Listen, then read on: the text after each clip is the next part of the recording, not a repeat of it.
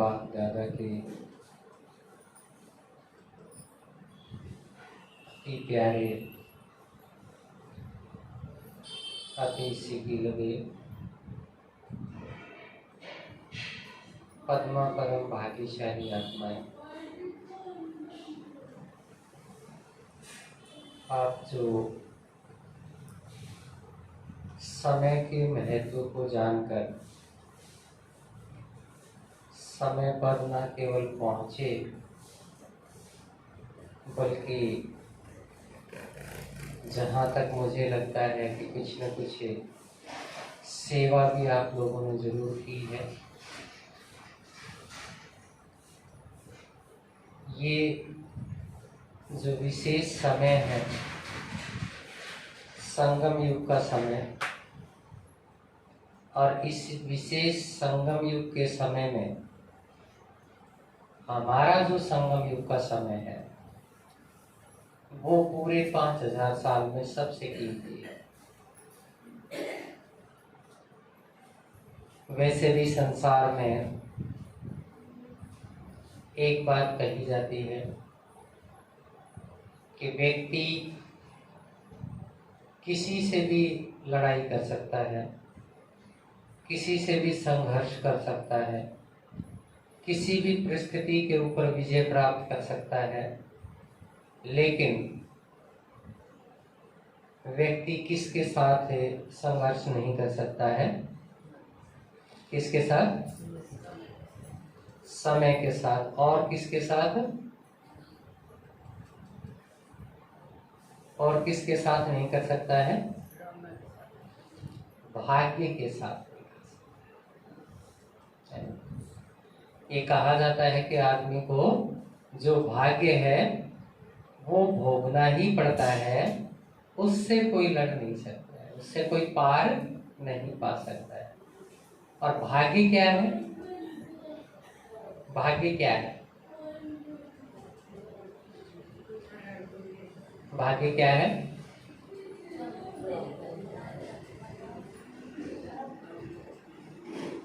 भाग्य है हमारे किए हुए कर्मों का संचित परिणाम। जैसे आपने खीर बनाई तो खीर किससे बनी? खीर बनाई ना, किससे बनी खीर? खीर तो परिणाम है। अकेले चावल से तो चावल बनेंगे, है ना? खीर किस चीज से बनी? दूध से, चावल से, चीनी से, उसमें कुछ आप और भी मेवा डालेंगे तो उन सब को मिला के खीर बनी, है ना? अकेली दूध से तो दूध ही बनेगा, चावल से चावल ही बनेगा। अलग अलग जो दूसरे उसमें चीजें मिलाई हैं, वो चीनी है, चाहे वो किशमिश है, चाहे बादाम है, चाहे काजू है, या फिर और दूसरी कुछ भी चीजें हैं जो आपने उसमें मिलाई, तो उससे क्या बनेगा? उन सबको मिला के खीर बनेगी। तो भाग्य क्या बनता है? हमारे बहुत काल के जो संचित कर्म हैं, हमारे बहुत काल के कर्मों में अलग अलग तरह की चीजें आती हैं। बाबा ने कर्म कितने प्रकार के बताए हैं? मनसा, वाचा और कर्म, तीनों प्रकार के कर्म। मनसा से किसी के बारे में हम सोचते हैं तो वो भी क्या है? कर्म कर लिया हमने। किसी के प्रति अभी तो ज्ञान से सभी को पता लग गया होगा, बहुत से हमारे भाई बहन और बाबा अव्यक्त बाप दादा कितना बहुत बार अंडरलाइन करवा चुके हैं कि जो वृत्ति है उससे क्या बनता है? वाइब्रेशंस बनते हैं। वाइब्रेशंस पहुंचते हैं दूसरी आत्मा के पास। तो दूसरी आत्मा के पास वाइब्रेशंस कैसे पहुंचेंगे? जैसे हम वाइब्रेशन क्रिएट करेंगे, जैसे हमारी वृत्ति होगी, वृत्ति ऐसे ऐसे ऐसे ऐसे वाइब्रेशन क्रिएट करेगी और वो पूरे वातावरण में फिर फैलेंगे। और जैसे वाइब्रेशन हम भेजेंगे वैसा ही दूसरी आत्मा को अनुभूति होगी, अगर वो आत्मा भी मानसिक रूप से शांत है तो। अगर वो ही 50 जगह बटी हुई है, 4 जगह बटी हुई है, तो वो आपके वाइब्रेशंस कैच नहीं करेगी। इसी तरह से दूसरा कर्म हम कैसे करते हैं? वाणी से, है ना। आदमी के लिए कहते हैं ना कि जो मन से जो पाप किया जाता है, मन से जो कर्म किया जाता है, उसका भुगतान कैसे हो सकता है? मन से हो सकता है। साथ के साथ मन से कैसे करेंगे? मन से उसी कर्म का भुगतान कैसे करेंगे? हमने पहले मन में दूसरों के प्रति व्यर्थ संकल्प, पाप कर्म के संकल्प और दूसरे विकर्म के संकल्प क्रिएट किए। तो वैसे ही अगर हम कर्मों को उल्टा कर लेंगे, हम पॉजिटिव संकल्प करेंगे, दूसरों के कल्याण के संकल्प करेंगे, दूसरे के भलाई के संकल्प करेंगे, तो क्या होता जाएगा? वो जो मन से हमने पाप कर्म इकट्ठा किया, उसका भुगतान मन से होता जाएगा। उसके बाद दूसरे जो कर्म है वो वाणी के कर्म। वाणी से भी अलग अलग प्रकार के कर्म करते हैं हम। वाणी से बहुत अच्छी वाणी भी बोल सकते हैं, दूसरे को बहुत शीतलता का अनुभव हो। एक संत ने इसके बारे में बहुत अच्छी तरह से बहुत बार बताया, ऐसी वाणी बोलिए। कैसी वाणी बोलिए? मन का आपा खोए। आपा मीन्स मन का मैंपन। जो अभिमान आता है हमारी वाणी के अंदर, वो मैंपन, मेरापन, जिसको बाबा कहता है, वो दोनों चीजों का मिक्सचर उस वाणी के अंदर नहीं होना चाहिए। उसके अंदर वाणी कैसी होनी चाहिए? वो हमेशा कल्याणकारी, दूसरे की, बाबा ने क्या बताया है, शुभ भावना और शुभ कामना पूर्ण वाणी हमारी होनी चाहिए। उससे भी अगली स्टेज बाबा ने क्या बताई? किसी न किसी को जब भी हम वाणी का इस्तेमाल करें, ऐसे शब्दों का, ऐसी वाणी का प्रयोग करें जिससे अगले को एक नया रास्ता हम दिखा सकें, जिससे हम अगले को उसकी वर्तमान स्थिति से, खराब स्थिति से निकालकर हमें उसको उच्चता की तरफ, शांति की तरफ, या फिर उसको खुशी की तरफ हम ले जाएं। इस प्रकार की वाणी का अगर हम प्रयोग करेंगे तो क्या होगा? वाणी का जो कर्म हुआ हमारा, उस वाणी के कर्म से भी हमने बहुत अच्छी जो पुण्य की पूंजी थी वो जमा कर ली। इसके बाद अगला क्या है? वाणी से जो हमने पाप कर्म किए हैं बोलकर, वो उसके भाव वैसे तो बहुत जल्दी नहीं बनते हैं। कहते हैं ना कि वाणी का जो, बोल का जो भाव है वो नहीं बढ़ता है, बाकी समय के साथ सारे भाव बढ़ जाते हैं। आप भी देखो, आदमी को कौन सी बात याद रहेगी? कोई भी आपने उसको कभी कोई कटु वचन कह दिया ना, वो बात जरूर याद रखेगा वो, चाहे आप उसके बदले में 1000 बार उसको बहुत प्यार से बात कर लो, लेकिन फिर भी उसको ये रहेगा कि नहीं, उस टाइम पर वैसे तो ये ठीक है, वाणी का इस्तेमाल अच्छा कर रहा है, बातें तो अच्छी करता है, लेकिन उस टाइम पर इसने मुझे ऐसे कहा था। हम उसको भूलते नहीं। इसलिए जितना जितना पक्का होता जाएगा, उतना उतना वो लकीर हमारे सामने खड़ी रहेगी, उससे हम मुक्त नहीं हो पाते। तो पहला सोच की जो हमारी लकीर है, वो सोचने की लकीर, दूसरे के प्रति नेगेटिव, दूसरे के प्रति व्यर्थ, दूसरे के प्रति पाप की जो हमारी वृत्ति है, वो मनसा से ठीक हो जाती है। वाणी की सेवा से हम वाणी के जो हमारे पाप कर्म हैं, जो हमने वाणी का गलत प्रयोग करके किया है, उसको कम कर सकते हैं, लेकिन उसमें बहुत जोर लगता है। इसी तरह से तीसरा जो हमारा है, जो स्थूल में हम कर देते हैं कर्म, है ना। एक तो कोई किसी के लिए कहे कि मैं ऐसा कर दूंगा, है ना। दूसरा, अगली स्टेज में जाके अगर हम कर ही देते हैं उसको, तो फिर वो लकीर और कैसी होगी? और पक्की होगी। तो जितनी लकीर पक्की होती जाएगी, इसका अर्थ है कि हमारा जो पाप का खाता है वो और ज्यादा बढ़ता जाएगा। तो छोटी छोटी चीजों में हम चेक कर सकते हैं कि जाने अनजाने तीनों प्रकार के जो हमारे कर्म हैं, वो किस कैटेगरी के हम करते हैं, किस लेवल के हम करते हैं। तो स्थूल में जो हमारे से पाप कर्म हो जाते हैं, उनके लिए फिर बाबा ने क्या तरीका बताया है? उसके लिए एक ही तरीका है, जो इसी समय पर सिर्फ संगम के समय पर ही उसके लिए एक निदान बाबा ने बताया है। बाकी सब कहेंगे कि अच्छे कर्म करो, ये करो, ऐसा नहीं करो, वैसा नहीं करो, लेकिन जो पहले हो गए उनका क्या करें, है ना। मान लिया मैं सही हूँ, ठीक है, लेकिन मेरे से कोई 4 कर्म ऐसे हो गए जो खराब थे, तो बाकी तो मैं आगे अच्छा कर रहा हूँ, लेकिन वो जो 4 हो गए उनका क्या कर सकते हैं।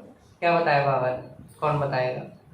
सब बाबा के बहुत अच्छे बच्चे हैं, तो बाबा ने क्या तरीका बताया है, उन कर्मों का हिसाब किताब पूरा करने के लिए क्या तरीका बाबा ने बताया। मन से शुभ भावना, शुभ कामना करेंगे, और क्या है माता जी, क्षमा करेंगे। क्षमा उनको क्या करेंगे, हमने ही उनके साथ गलत किया है, ठीक है। तो क्षमा तो हम तब मांगेंगे जब हमने गलत किया है, तो क्षमा मांगेंगे, सही है, लेकिन वो कर्म हमने ही गलत किया है तो उनको हम क्षमा नहीं कर सकते, वो तो दूसरा कर सकता है ना। आगे के लिए तो सावधान रहेंगे, लेकिन जो पहले इकट्ठा हो गया उसका क्या करेंगे।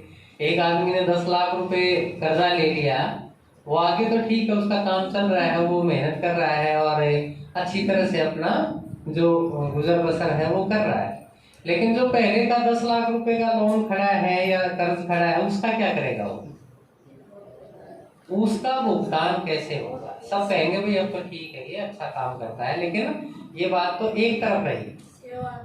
क्या करेंगे, सेवा करेंगे, और क्या करेंगे, संगम युग पर जो बाबा ने विशेष लॉटरी के रूप में एक तरीका बताया है, वो क्या तरीका है, बाप की याद करेंगे। देखा, जब आपको पता नहीं होगा कि क्या करेंगे तो खुद भी कैसे करेंगे और दूसरे को कैसे करवाएंगे। उसका पहला तरीका बाबा ने क्या बताया, लिखकर बाप दादा को समर्पित करेंगे कि ये गलत काम इस जीवन में मैंने कर दिए। पहला तरीका, इस तरीके से बाबा क्या कहता है, फिर क्या होगा, अगर हम ऐसा करेंगे तो क्या होगा, बाबा क्या कहता है, कितना माफ हो जाएगा, आधा माफ हो जाएगा। आधा माफ किस लिए हो जाएगा, इसलिए हो जाएगा कि आपने सच्चे दिल से अपनी जो भी गलतियां थी वो लिखकर भगवान को, बाप को समर्पित किया।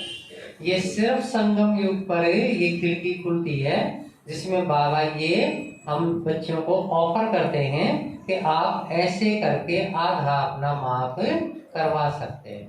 जैसे सरकार भी करती है ना कई बार कि भाई जो 31 मार्च तक जो आपका लगान है उसको, या बिजली का बिल है उसको, या किसी तरह का अलग अलग जो कर्जा है या जो बकाया है उसको अगर आप भुगतान करते हैं तो उसका आधा माफ कर देंगे या उसका ब्याज माफ कर देंगे, है ना। इस तरह के ऑफर लेकर आती है गवर्नमेंट भी। तो अभी रूहानी गवर्नमेंट यानी कि भगवान परम पिता परमात्मा शिव क्या ऑफर लेके आते हैं बच्चों के लिए, अभी तक जो भी हुआ उसकी चिंता नहीं करनी है, जो हुआ सही है, 5000 साल बाद भी ऐसे ही होगा, लेकिन उसका तरीका भी बताया साथ में। उसका तरीका क्या करना है, लिखकर, और जो लिख नहीं सकते तो क्या करेंगे, बाबा के कमरे में जाके बैठ के विशेष रूप से बाबा को अमृत वेले याद करेंगे और बाबा को बताएंगे कि मुझसे ये गलतियां हुई। इसका असर क्या होगा, थोड़े दिन में आप देखोगे कि आपका बोझ हल्का होता चला जाएगा। अगर आपको इस चीज का एक्सपेरिमेंट करना है तो आप कर सकते हैं बहुत अच्छी तरह से। आप लगातार 1 महीना बाबा से रोज उन कर्मों के, अपने जो भी आपने गलत कर दिया किसी के साथ किसी कारण से भी, 63 जन्मों में तो हमने किया ही है, क्योंकि 63 जन्मों में तो बाप का और श्रीमत का साथ था नहीं, तो इसलिए वो तो किया है, वो तो लेकिन याद नहीं है ना। लेकिन इस जन्म का तो याद रहता ही है। छोटी मोटी चीजों में ऐसे ही झूठ बोल दी हमने, छोटी मोटी चीजों में ऐसे ही ईमानदारी अपनी छोड़ दी हमने, छोटी मोटी चीजों में ऐसे ही इसकी बात उसकी तरफ ऐसे ही सरका के और उससे अननेसेसरी हमने व्यर्थ का हिसाब किताब क्रिएट कर लिया। तो वो छोटी छोटी चीजें, लेकिन जो आपने मोटी चीजें कर ली उनका हिसाब बाबा को देके हम उससे हल्के हो सकते हैं। ज्यादा अगर फिर भी आपको लगता है कि नहीं हो रहा है तो आप रोज लिखिए उसको। और मैं ये बात बिल्कुल गारंटी से आपको बता सकता हूँ कि ये थोड़े दिन के बाद आप बहुत हल्का महसूस करेंगे और बाबा अपने आप आपको लगेगा कि ये कह रहा है कि अब ये सब करने की जरूरत नहीं है। और वो सब भी काम कब करेगा, ये नहीं कि वो तो हमने लिख दिया और रोज हम ऐसा ही करते रहें, है ना? वो माफ कब करेगा, जब उसको पता है हर एक बच्चे का, जब उसको लगेगा कि यस इसकी रियलाइजेशन जो है वो सच्चे दिल की है। भगवान किसके ऊपर राजी होता है, सच्चे दिल पर साहिब राजी होता है। सच्चे दिमाग के ऊपर नहीं होता है, तेज दिमाग के ऊपर नहीं होता है, बहुत तेज मन के ऊपर नहीं होता है, सच्चे दिल के ऊपर होता है। दिल का अर्थ क्या होता है, दिल ये जो हमारे अंदर धड़कता है ये वाला दिल है ना, इस दिल के ऊपर राजी होता है भगवान। आत्मा तो अलग है, दिल अलग है ना, है ना, अलग अलग दोनों। दिल क्या है फिर, दिल क्या है, दिलाराम को तो दिल दे दिया, लेकिन दिल है क्या वही नहीं पता, तो देंगे कैसे भाई। दिलाराम को आपने कह दिया अभी मैंने 2 किलो बाजरा दे दिया दिलाराम को, ठीक है, आपको पता है अभी बाजरा क्या होता है और 2 किलो कितना होता है, ठीक है, तो आपने दे दिया। अब बाबा कह रहा है कि दिलाराम को दिल देना है, सच्चे दिल पर साहिब राजी है, लेकिन ये पता ही नहीं कि दिल होता क्या है, तो देंगे क्या, पहले तो पता होना चाहिए ना भाई। दिल किसको कहते हैं, चुन्नी को कहते हैं, बालियों को कहते हैं, बाजरे को कहते हैं, खीर को कहते हैं, या फिर किस चीज को दिल कहते हैं, देंगे क्या। देने की बारी तो बाद में आएगी ना, कहीं बाद में पता चले अरे अच्छा ये इसका मतलब दिल था, ये तो देना ही नहीं था।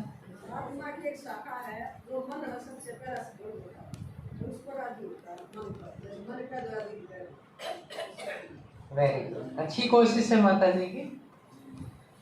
और कोई बताएगा दिल क्या होता है,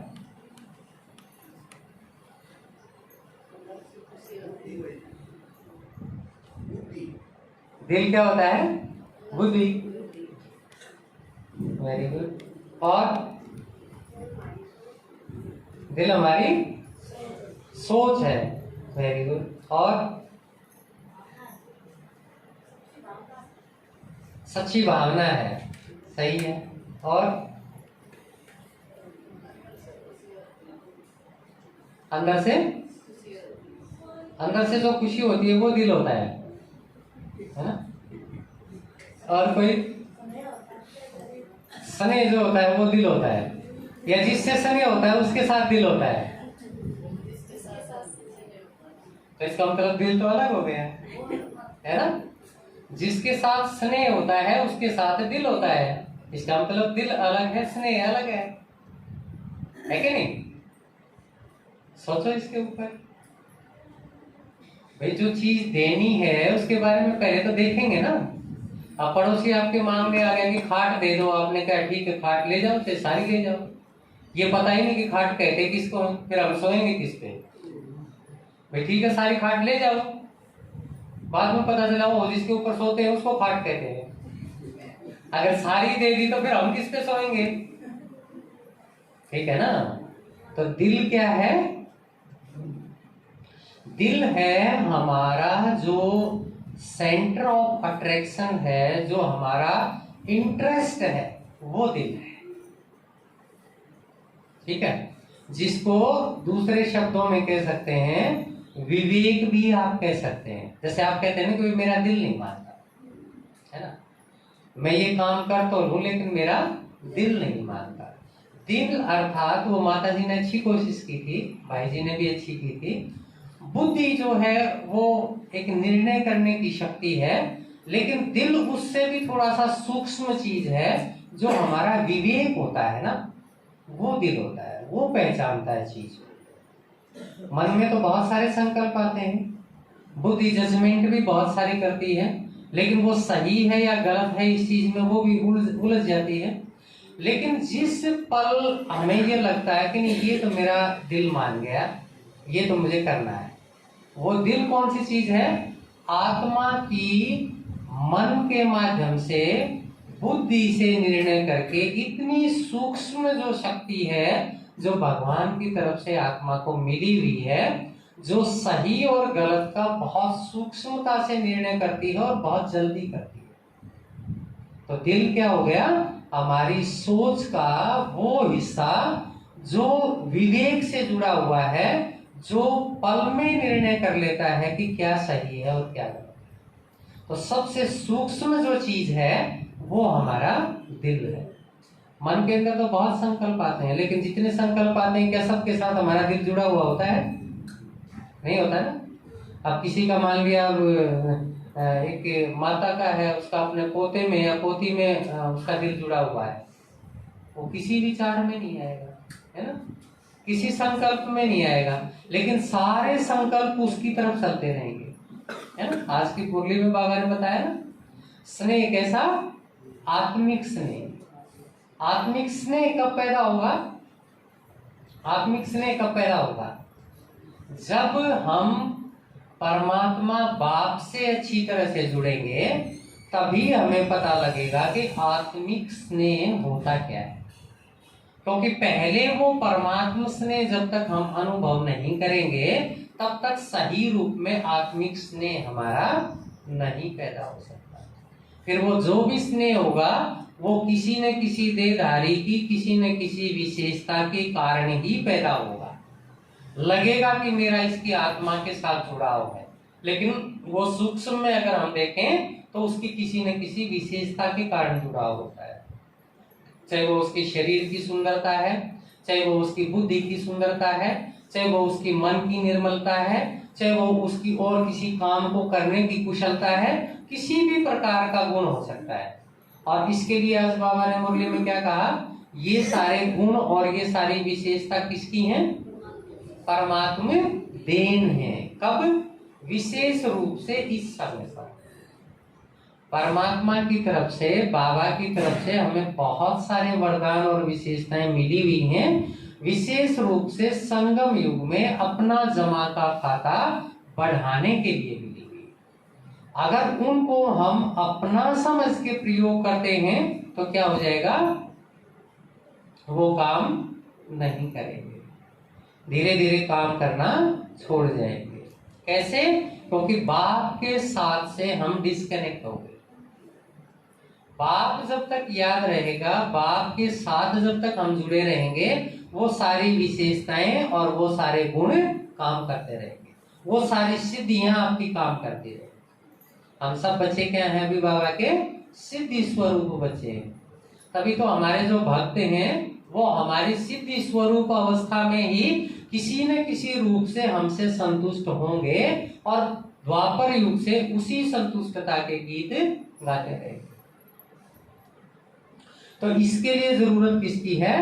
हमेशा बाबा ने आज भी मुरली में बताया ना कि सेवा करो, लेकिन सेवा के साथ क्या, किस चीज का ध्यान रखना है? मन का ध्यान रखना है कि मन कहाँ जुड़ा हुआ है। कर्मणा सेवा करो, बहुत उससे पुण्य होता है, लेकिन अगर मन बाबा के साथ जुड़ के वो सेवा करेगा तो क्या हो जाएगा? उस सेवा के अंदर हमारा पुण्य और भी तेज गति से जमा होगा। नहीं तो धीरे धीरे वो सेवा क्या हो जाएगी? धीरे धीरे सेवा क्या हो जाएगी? काम हो जाएगी, है ना। अब देखो, आप गुरुद्वारे में कोई जाते हैं, अलग अलग तरह के लोग काम करते हैं, कोई झाड़ू लगाता है, कोई कुछ करता है, उसमें बहुत बड़ा भागी समझते हैं। जिसको कुछ भी नहीं मिलेगा तो वो और कुछ नहीं, तो चप्पलों को, जूतों को लाइन में लगा के रखते हैं। उसके में भाव क्या है कि कुछ ना कुछ मैं जरूर करूं जिससे मेरा कुछ पुण्य जमा हो। ये तो स्थूल में एक गुरु का जो गुरुद्वारा है उसकी यादगार में है। इसकी यादगार भी किससे पड़ी? अभी भगवान के इस गुरुद्वारा असली कौन सा है? भगवान का घर है। तो वो भगवान के घर में आपने जो सेवा की, वो अगर मन आपका बाबा के साथ जुड़ा हुआ है, तब आपने सेवा की योग युक्त होके। या याद युक्त होके सेवा की, तो वो क्या हो जाएगा, पुण्य और भी ज्यादा तेज गति से जमा होगा। नहीं तो वो धीरे धीरे सेवा क्या बन जाएगी, काम बन जाएगी। और काम तो हम घर में करते ही करते हैं ना। आज घर का काम करके कौन खुश है, कोई खुश नहीं है। कोई खुश है क्या घर का काम करके? घर का काम काम लगता है। और आश्रम में जाके, मधुबन में जाके सेवा करने में हमारी खुशी होती है। आप घर में 50 बर्तन मान लिया गंदे हैं, सिंक में पड़े हैं, देखते ही आपके पैरों में दर्द बढ़ और जाएगा। खुशी नहीं होगी कि चलो इतने सारे लोगों ने खाना खाया, है ना, हमारे घर में इतने सारे लोग हैं, हमारे घर में कोई ओकेजन था, इतने सारे लोग आए, है ना, सब ने खाना खाया, सब खुश हुए। नहीं, ये हो जाएगा कि दिन को कौन साफ करेगा। पता नहीं, एक एक आदमी 4-4 बर्तन लगा देता है, इतनी भी अकल नहीं है कि एक में 2 में काम चला ले, है ना। ऐसी सोच चलेगी। और जैसे ही हम सेंटर पे जाएंगे या मधुबन में जाएंगे तो ये सोचेंगे कि ये 50 ही हैं, 50 और मिल जाए तो अच्छा है, मेरा कुछ जमा हो जाएगा। क्या बदल गया? सोच बदल गई, है ना, वो सेवा हो गई। इसी तरह से आज बाबा ने क्या बताया, बेशक झाड़ू लगाओ, पोछा लगाओ, बर्तन साफ करो, कुछ भी करो, लेकिन समझना क्या है कि मैं कितनी श्रेष्ठ आत्मा हूं, मैं कितनी विशेष आत्मा हूं। ये तो काम मैं अभी साधारण जो काम है, ये तो मैं अभी संगम युग पे कर रहा हूं। ये तो कब कर रहे हैं? संगम युग पे कर रहे हैं। और अगर काम को काम की तरह से ही करते रहेंगे तो सेवा काम बन जाएगी, उसका भी तमो रूप हो जाएगा, फिर वो जमा नहीं करेगा कुछ। फिर उसका परिणाम क्या होगा? बात फिर से वहीं पे आ जाते हैं जहां से शुरू की थी। भाग्य क्या होता है? जो हम कर्म करेंगे उसी का इकट्ठा किया हुआ रूप भाग्य है। आपने 1000 रुपए कभी जमा किए, 2000 रुपए कभी जमा किए, साल के आखिर में आपके अकाउंट में 1 लाख रुपए इकट्ठे हो गए, तो वो 1 लाख रुपए क्या हो जाएगा? आपका 1 साल में बचत हो जाएगी। ठीक है। अब आप कहोगे नहीं, मैंने तो 1 लाख रुपए इकट्ठे कभी नहीं जमा किए, मेरे अकाउंट में कहां से है ना। लेकिन आप थोड़ा थोड़ा करके जमा करते आ रहे हैं। तो इसी तरह से सेवा में थोड़ा थोड़ा कौन सी सेवा जमा होती है? जो बाप की याद में बिना किसी स्वार्थ के, बिना किसी परिणाम के, बिना किसी प्राप्ति के इच्छा के हम जो करते हैं, वो सबसे अच्छी तरह से जमा होती है। मान लिया आपके धान बिके 5 लाख रुपए के, और उसमें आपने आढ़ती के, खाद वाले के, बीज वाले के, मजदूरों के, सबके दे के और 1.5 लाख रुपए अकाउंट में जमा किए, तो जमा कितना हुआ?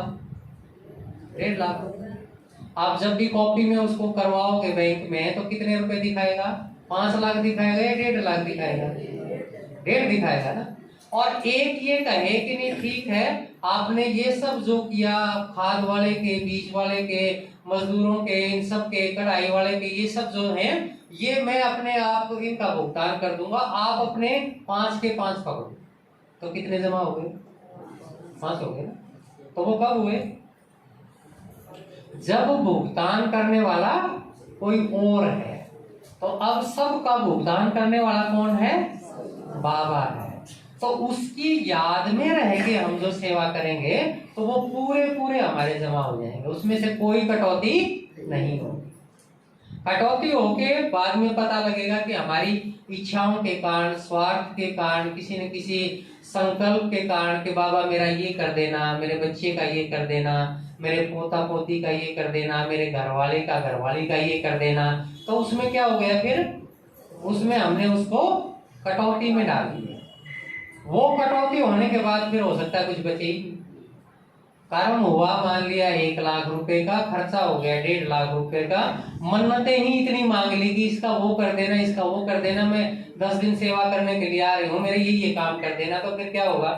बाबा कहेगा कि इसमें तो कुछ बचा ही नहीं, जमा इसमें होने के लिए कुछ नहीं है, आगे 5 दिन और करोगे तब ये पूरा होगा अकाउंट, है ना। जैसे मान लिया कोई आदमी है, नौकरी करता है, उसकी तनख्वाह 10,000 रुपए है, और वो 15,000 रुपए किसी न किसी खर्चे के कारण, कोई शादी है, कोई किसी तरह का, किसी के भात है, किसी के कुछ है, किसी के कुछ है, उसने उधारे ले लिए और फिर वो कहे कि मैंने नहीं, 1 महीने तो मैंने काम कर लिया, मेरे तो सारे बराबर हो गए। तो देने वाला क्या कहेगा, वे लिए तो तुमने 1.5 महीने के, है ना। तो इसी तरह से जो हमारी इच्छाएं है ना, वो उस भाग्य को लिमिटेड कर देती है, उस भाग्य को बढ़ने नहीं देती, जमा नहीं होने देती, उसको कम कर लेती है। इसलिए बाबा क्या कहता है, जब भी कर्म करेंगे, सेवा करेंगे, तो इच्छा क्या करेंगे, इच्छा मात्रम अविद्या, इच्छा नहीं रखनी। एक छोटी सी कहानी सुनाता हूं इस पे, फिर आपको पता लग जाएगा कि इच्छा करने से कैसे नुकसान हो जाता है। एक बार पहले के जमाने में आपको पता है कि खुफिया एजेंसी तो कुछ होती नहीं थी, है? बाबा ने जैसे आज बताया कि बाबा के पास बहुत बड़े टीवी हैं जिसमें सारे बच्चों के अलग अलग मूड के फोटो आते रहते हैं, है ना। तो अलग अलग मूड के जो फोटो आते रहते हैं बच्चों के, तो उसमें बाबा देखता रहता है, हंसता रहता है कि देखो अभी कितना अच्छा बच्चा था, अभी कैसे मुंह लटका के बैठा है ना। तो ऐसे ही पुराने जमाने में राजा जो होते थे, वेश बदल कर वो क्या करते थे, अपने राज्य में कहीं कहीं अलग अलग जगह घूमते थे, चक्कर लगाते थे, देखने के लिए कि प्रजा का क्या हालचाल है।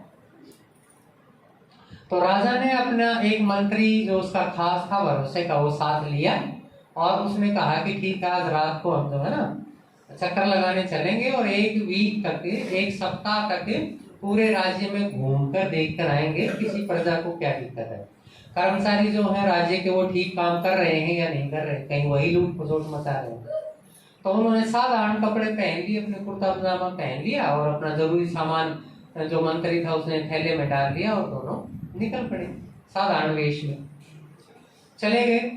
जाते जाते एक दिन क्या हुआ कि वो राजा के कुर्ते का बटन टूट गया। अब दूसरा बटन लगाने के लिए उनके पास कोई वो था नहीं, सुई धागा वगैरह कुछ नहीं था, क्योंकि ये सोचा नहीं था। फिर उसने मंत्री ने कहा कि महाराज कोई बात नहीं, इस गांव में कोई ना कोई तो दर्जी का काम करता होगा, हम उससे लगवा लेते हैं। तो उन्होंने ढूंढा, दर्जी ने बटन लगा दिया। अब बटन लगा दिया तो राजा ने पूछा भाई इसके कितने पैसे हुए। अब दर्जी को लगा कि नए आदमी लग रहे हैं, यहाँ तो पहली बार कभी देखा नहीं। तो दर्जी ने कहा कि इसके अगर मैंने पैसे मांग लिए तो कहीं राजा के पास रिपोर्ट पहुंच जाएगी कि भाई तो एक बटन लगाने के इतने पैसे मांग लिए, और अगर कम मांगता हूं तो नुकसान होता है। उसने सोचा कि चलो 4 पैसे मांग लेता हूँ, है ना, 4 पैसे ठीक है। फिर उसको लगा कि वही विवेक उसका काम कर रहा था, उसका दिल नहीं मान रहा है ना, उसका दिल नहीं मान रहा था कि गड़बड़ नहीं हो जाए, कहीं राजा के दरबार में पकड़ के ले जाएंगे, अच्छा एक बटन के लिए 4 पैसे चाहिए तुम्हें, देखिए जूते लगाओ सो, है ना।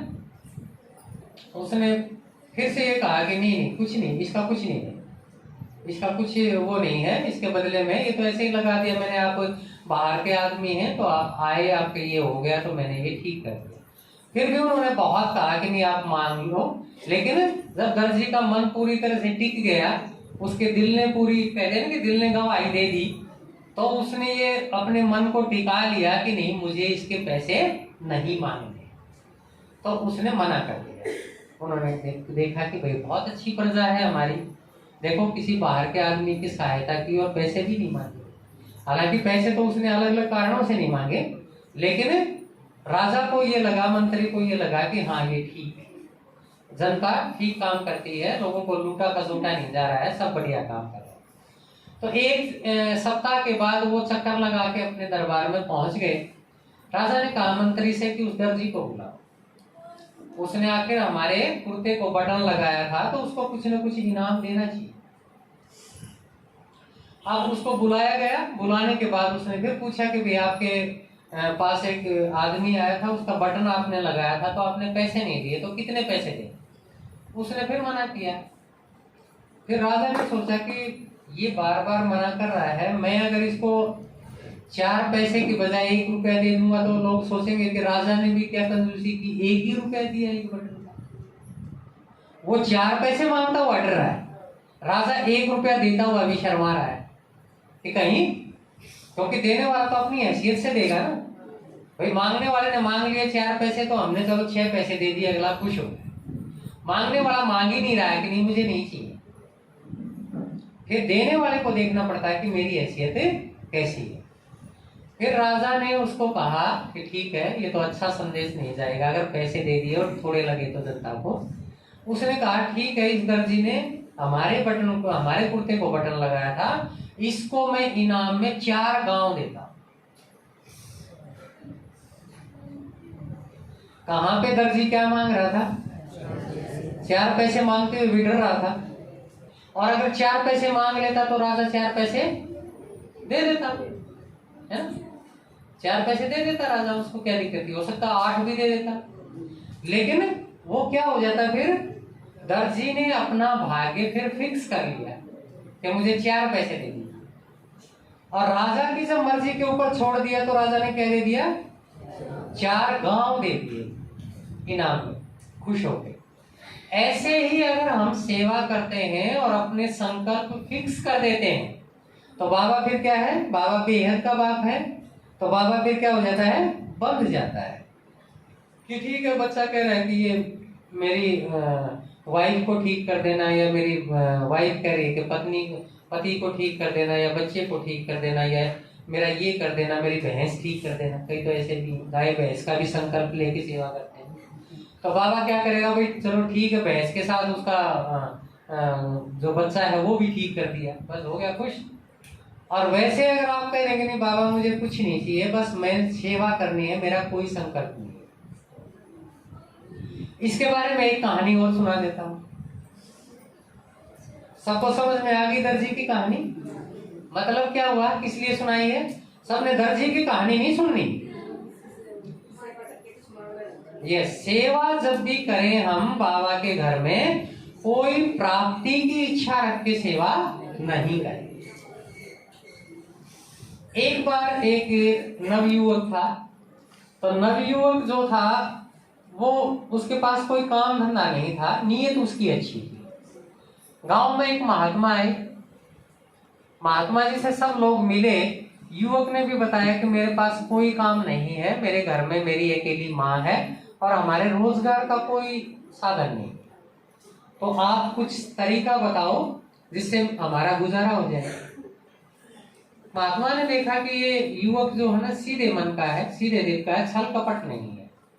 उसने कहा कि बेटा तुम ऐसा करो, यहां से ठीक 60 कोस की दूरी पर राजा का नया महल बन रहा है,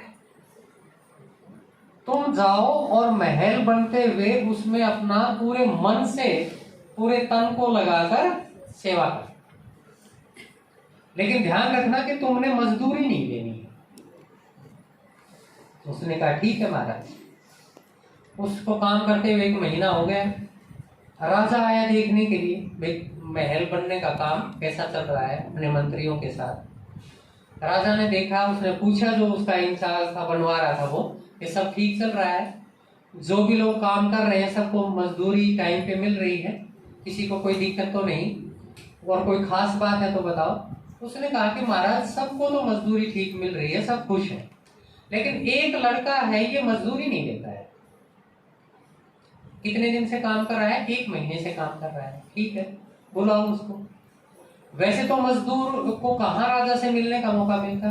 अब देखो 1 महीने निस्वार्थ काम किया, बिना मजदूरी के काम किया, तो राजा ने स्पेशली उसको बुलाया।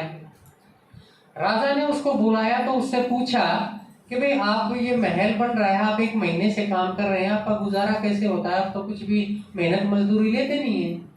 उसने कहा कि महाराज इसमें मेहनत मजदूरी लेने की कोई बात ही नहीं है, ये तो हमारे राजा का महल बन रहा है। राजा का महल तो हमारा महल है, हमारा घर है, राजा हमारा है, इतना अच्छा राजा है। राजा को लगा कि नहीं इसकी बात तो बहुत अच्छी है, इसके इतने अच्छे विचार हैं, राज्य के प्रति इतना इसका समर्पण भाव है। उसने कहा ठीक है। मंत्री के को बोला कि इस नवयुवक को अपने साथ ले चलो महल। राजा उसको महल में अपने साथ ले गया, उसको अपने महल में सबसे छोटी उम्र का मंत्री बना दिया। अब राजा के कोई क्योंकि लड़का नहीं था, थोड़े दिन के बाद उसका राज्याभिषेक करके राजा ने उसको राजा घोषित कर दिया, उसकी मेहनत देख के। मेहनत मजदूरी लेता तो कितनी लेता? जितनी दूसरी ले रहे उतनी लेता, है ना। त्याग का परिणाम क्या हुआ? राजा बना दिया। ऐसे ही भगवान क्या है, राजाओं का राजा बनाने के लिए हम बच्चों को आते हैं।